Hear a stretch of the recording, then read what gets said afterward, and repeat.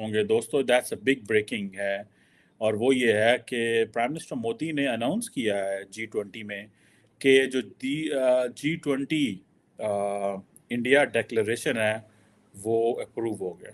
That's a very big. So मुझे ऐसा लगता है कि इंडिया ने एक लंबा छक्का मारा है और वो छक्का भरकम आज काम हुआ। लोग कह रहे हैं कि इससे सक्सेसफुल, इससे कामयाब G20 इतिहास में नहीं हुआ। और सिर्फ भारतीय नहीं, दुनिया में भारत का जयकारा हो रहा है इस वक्त। अब ये जो दिल्ली डिक्लेरेशन है जिसके बारे में मीडिया कह रहा है ना कि अरे भाई साहब ये तो तीर मार दिया। आज देखो, जमीन देखो, दाएं देखो, बाएं देखो, हर जगह भारत माता की जय है। पाकिस्तान नहीं होगा तो आप कहां होंगे? पाकिस्तान को बचाना होगा, पाकिस्तान को आपने कुछ ना कुछ अच्छे स्टेप लेने होंगे और भारत के साथ आपके रिलेशनशिप नॉर्मलाइज करना is matter of your survival. ये समझना होगी आपको बात। अब वो दौर नहीं रहा। कश्मीर का केस दुनिया में लड़ा, क्या हमने कश्मीर का केस दुनिया में लड़ा? हमारी कश्मीर कमेटी क्या करती रही है 70 से आज तक? हम पता नहीं बोल रहे ऐसा को क्या कर लेती? नहीं तो क्या कर लेते? फिर क्यों बनाई हुई है कश्मीर कमेटी?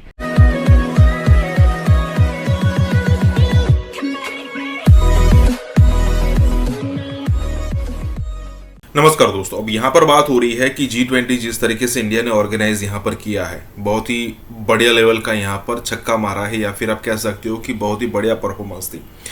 अब यहाँ पर जो G20 का डिक्लेरेशन था, अगर आप पिछले साल की इंडोनेशिया में देखो तो वो एक्सेप्ट नहीं किया गया था। अब कैसे एक्सेप्ट होता है कि जितने भी मेंबर कंट्रीज है, जब वो इस चीज़ को एक्सेप्ट कर लेते हैं तब कोई भी जो डिक्लेरेशन हो उसको एक्सेप्ट किया हुआ माना जाता है। अगर मान लीजिए कि कोई कंट्री ऐसा है कि जो यहाँ पर इसको एक्सेप्ट नहीं करता, तो ये पूरा G20 का एक्सेप्टेंस उसको नहीं मिला, ऐसे काउंट किया जाता है। अब शायद लास्ट टाइम, मुझे एग्जैक्टली नहीं पता, लेकिन जब लास्ट टाइम यूक्रेन के फेवर में और रशिया की अपोज में जो भी यहाँ पर स्टेटमेंट लिखे गए होंगे, तो इसीलिए चाइना और रशिया ने उसको एक्सेप्ट नहीं किया होगा। लेकिन यहाँ पर चाइना ने भी एक्सेप्ट किया, यहाँ पर रशिया ने भी एक्सेप्ट किया, यहाँ पर पूरे के पूरे west block including UK, US, France, सब ने यहाँ पर इसको एक्सेप्ट कर लिया। और ये एक बहुत बड़ी जीत है। जो लोग ठीक तरीके से जियोपॉलिटिक्स फॉलो नहीं करते, शायद उनको ना पता चले, लेकिन ये बहुत बड़ी जीत है कि इंडिया ने सबको मना लिया। यहाँ पर यही बात हो रही है। इसी के साथ ये वीडियो शुरू करते हैं। होंगे दोस्तों, दैट्स अ बिग ब्रेकिंग है। और वो ये है कि प्राइम मिनिस्टर मोदी ने अनाउंस किया है G20 में कि जो G20 इंडिया डिक्लेरेशन है वो अप्रूव हो गया। That's a very of India जो है उन्होंने काफ़ी चीज़ें करवा ली हैं और कर ली हैं। और ये 100% consensus on all developmental and geopolitical issues जो है ना, ये भाई बात होती है, कोई एवं नहीं होता। ये आपको कंसेंसस पैदा, ये बड़ी बेइज्जती हो जानी सी। मैं तुहानू गल दसां, बड़ी बेइज्जती हो जानी सी अगर ये ना कंसेंसस करा पाते। लोगों कहना सी लो जी इंडिया की लीडरशिप के मसले हैं, India doesn't have that courage, India doesn't have that political, वो नहीं है इनके अंदर, गलबात ही कोई नहीं, इन्होंने बटे हौले ने, ठीक है। सो मुझे ऐसा लगता है कि यार that's a point, this is a very valid point of India कि दुनिया अगर ये ना करा पाते या कंसेंसस ना हो पाता तो मोदी साहब के लिए बड़ी मुश्किल हो जानी थी। और आपको पता है इस दफ़ा मोदी साहब ने, ये अगर आप तस्वीर में आपको नज़र आ रहा है, let me show you in ये जो तस्वीर में नज़र आ रहा है तो भारत लिखा है। सो मैं अपने ट्विटर हैंडल भरकम आज काम हुआ। लोग कह रहे हैं कि इससे सक्सेसफुल, इससे कामयाब G20 इतिहास में नहीं हुआ। और सिर्फ भारतीय नहीं, दुनिया में भारत का जयकारा हो रहा है इस वक्त। अब ये जो दिल्ली डिक्लेरेशन है जिसके बारे में मीडिया कह रहा है ना कि अरे भाई साहब ये तो तीर मार दिया, अरे ऐसा डिक्लेरेशन, ये है क्या चक्कर है दिल्ली डिक्लेरेशन का? लोग इतने खुशी हो रहे हैं। दोस्तों ऐसा है कि जियोपॉलिटिकल ना खिंचाव होते हैं।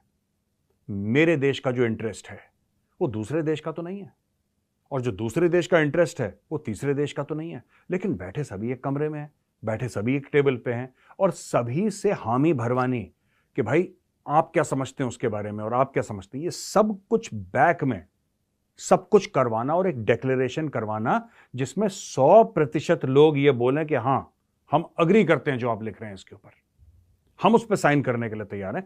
दोस्तों बहुत बड़ी चीज है, बड़ी मुश्किल से होता है ये। और भारत कल्पना नहीं की थी कि भारत इतनी तरक्की कर लेगा। हमें सिर्फ एक सपना आता था कि हम भी G20 की मीटिंग करेंगे। हमें सपना आता था कि हम भी कहीं ना कहीं पूरी दुनिया में 5वें नंबर पर इकोनॉमिक में गिने जाएंगे। हमें सपना आता था कि हमारी जीडीपी भी जो है वो इस दुनिया में सर्वप्रथम होगी। हमें सपना आता था कि हम भी चांद पर पहुंच जाएंगे, और आज देखिए हमारे भारत के प्रधानमंत्री श्री नरेंद्र दामोदर दास मोदी के नेतृत्व में हमने ये अचीव किया है। अब आप सोचो कि दिल्ली जो है ना, आज दिल्ली और भारत का हर एक नागरिक जो वाकई में इस भारत की भूमि से बेइंतहा मोहब्बत करता है, आकाश देखो, जमीन देखो, दाएं देखो, बाएं देखो, हर जगह भारत माता की जय है। आपने 10,000 फीट की ऊंचाई पर G20 के एक खूबसूरत मंजर को तो देखा, पर उसको सही से अगर आप पढ़े तो उसमें नीचे भारत माता की जय भी लिखा हो। That India is getting into the Muslim world. India Muslim world के अंदर जा चुका है, और उसने अपनी वो जो हिस्टोरिकल उनका एक था ना कि यार नहीं असी ते नहीं है, वो एक पाकिस्तान ने एक जिसको किया हुआ था कि एक सावधान ना छूत करार देता हो उन्होंने कहा नहीं यार इन्होंने ना जाया जाए मुसलमाना दे कातिल ने। What's going on in India that's a different story. और प्राइम मिनिस्टर मोदी के ऊपर बड़ा प्रेशर भी है मुस्लिम मैनी वेस्टर्न कंट्री से। वैसे ये प्रेशर सारा तू नहीं लगता मैंने तो कोई पिछों कोई प्रेशर नहीं है, मैं तो नहीं मानता है कोई पिछों प्रेशर है। एवं कहानियां ही होंदियां ने, बड़ा सख्त प्रेशर है जी, हम बातें कर रहे हैं।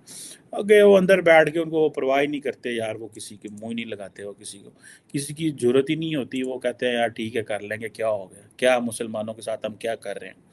और वैसे भी अमेरिका ने अंडरस्टैंड कर लिया कि हमारा इंडिया के साथ जो ताल्लुकात है that is not on the basis of values.